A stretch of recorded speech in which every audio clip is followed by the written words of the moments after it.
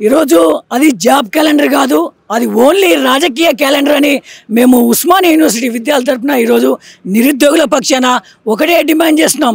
ఇదే రేవంత్ రెడ్డి గత ఎలక్షన్ ముందు ఏం చెప్పిండు, సంవత్సరానికి 2 లక్షల ఉద్యోగాలతో ఈరోజు నోటిఫికేషన్లు వేస్తానని జాబ్ క్యాలెండర్తో వేస్తానని చెప్పినటువంటి ఈ రేవంత్ రెడ్డి ఈరోజు వచ్చిన తర్వాత 8 నెలలు అవుతుంది. ఇప్పటి వరకు ఎటువంటి జాబ్ క్యాలెండర్ లేదు, ఎటువంటి ఉద్యోగాలు వేసిన లేదు. ఓన్లీ మెగా డిఎస్ అని చెప్పి దానికి ఒక 5-6 వేలు కలిపి 11,000 వేసి దాన్ని మెగా డిఎస్ అంటారు. ఎప్పుడైనా కానీ మెగా డిఎస్ అంటే 25 పైచిలుకులు వేసనే దాన్ని మెగా డిఎస్ అంటారు. మేము ఏమంటామంటే, మీరు పెట్టినటువంటి సెల్ ఫోన్లో 4 గీతలు గీసి 4 డబ్బాలు పెట్టి అందులో ఏదో జాబ్ క్యాలెండర్ అని రిలీజ్ చేస్తే అది జాబ్ క్యాలెండర్ కాదు. మీరు వెంటనే 2 లక్షలతో సంవత్సరానికి 2 లక్షలతో వేసినటువంటి ఒక్కొక్క శాఖకు ఎన్ని ఖాళీలు ఉన్నాయి, ఆ శాఖలో ఎంతమంది ఉంటారు, ఎన్ని పోస్టులు ఫిలప్ చేయాలి అని ముందుగానే విద్యార్థులకు చెప్తే ఆ విద్యార్థి ప్రిపేర్ అవుతాడు. ఆ ప్రిపేర్ ఒకవేళ ఇప్పుడు నాకు గ్రూప్ 1 ఉన్నా అనుకో, నేను ప్రిపేర్ అవ్వాలనుకుంటే ఒకవేళ మీరు ఎటువంటి ఖాళీలు ఏర్పడకుండా చూపెడితే ఒకవేళ ప్రిపేర్ అదే టైంకు మీరు వేసే టైంకు అలా ఖాళీలు లేకపోతే అంటే 1 సంవత్సరం చదివినటువంటి నేను వృధా అవుతా.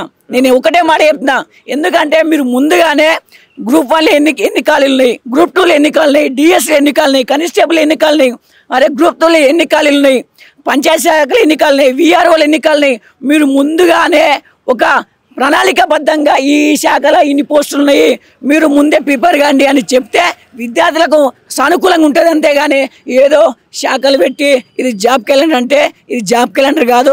రాబోయే ఎలక్షన్లలో మీ మనుగడ కోసం మీరు ఎలక్షన్లో గ్రామీణ స్థాయిలో స్థానిక సంస్థల్లో మీరు ఎలక్షన్లో గెలవడం కోసం మాత్రమే విద్యార్థులను, నిరుద్యోగులని, తెలంగాణ సమాజాన్ని మభ్యపెట్టడానికి మాత్రమే ఈరోజు అది జాబ్ క్యాలెండర్ అని చెప్తున్నావు. బిడారి రేవంత్ రెడ్డి, నువ్వు వెంటనే ఈ జాబ్ క్యాలెండర్ వాపస్ తీసుకొని 2 లక్షలతో కూడినటువంటి జాబ్ క్యాలెండర్ను ఏ శాఖలో ఎన్ని పోస్టులు ఉన్నాయో అది జాబ్ క్యాలెండర్ రిలీజ్ చేసే వరకు మేము విద్యార్థుల తరపున ఈరోజు విద్యార్థులుగా ఎక్కడక్కడ అడ్డుకుంటామని ఈరోజు తెలియజేస్తాం.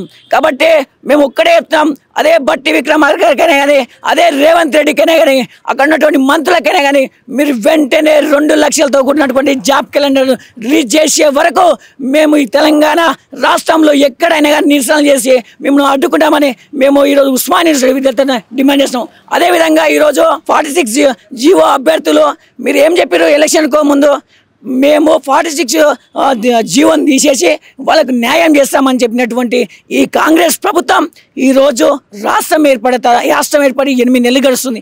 ఇప్పటి వరకు 46 అభ్యర్థులకు ఒక్కడు అపాయింట్మెంట్ ఇయ్యడు, ఒక్కడు వాళ్ళతో మాట్లాడాడు, ఒక్కడు వాళ్ళ సమస్యను పట్టించుకోడు.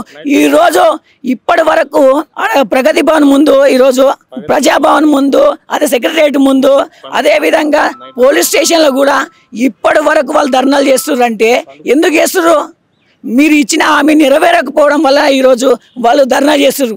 వాళ్ళని ఎవరు పట్టించుకునే నాడు లేడు ఇప్పటివరకు. అంటే ఈ రాష్ట్ర ముఖ్యమంత్రి ఈ రాష్ట్రంలో జరుగుతున్న సమస్యలు పట్టించుకోడు, కానీ ఏదో ఎంజాయ్మెంట్ చేయడానికి ఈరోజు అమెరికా టూర్ అని వెళ్ళిపోతున్నాడు.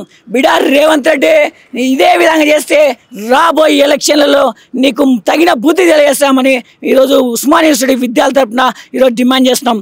అదేవిధంగా ఏం చేస్తున్నట్టే, ఈరోజు ఎక్కడ ఏ సమస్య వచ్చినా, ఎవడు నిలదీసినా ఈరోజు పోలీసులను పెట్టి మా విద్యార్థులనే కానీ, నిరుద్యోగులనే కానీ, విద్యార్థి సంఘం నాయకులనే కానీ ఈరోజు ఎక్కడెక్కడ అనుస్తున్నాడు. ఈరోజు ఏం చేస్తున్నాడు, ఇదే ఉస్మానియా ఆర్ట్స్ కాలేజ్ సాక్షిగా విద్యార్థులను కొట్టించినటువంటి నీచ చరిత్ర ఎవరైనా ఉన్నాడంటే ఈ కాంగ్రెస్ ప్రభుత్వం, ఈ రేవంత్ రెడ్డిది.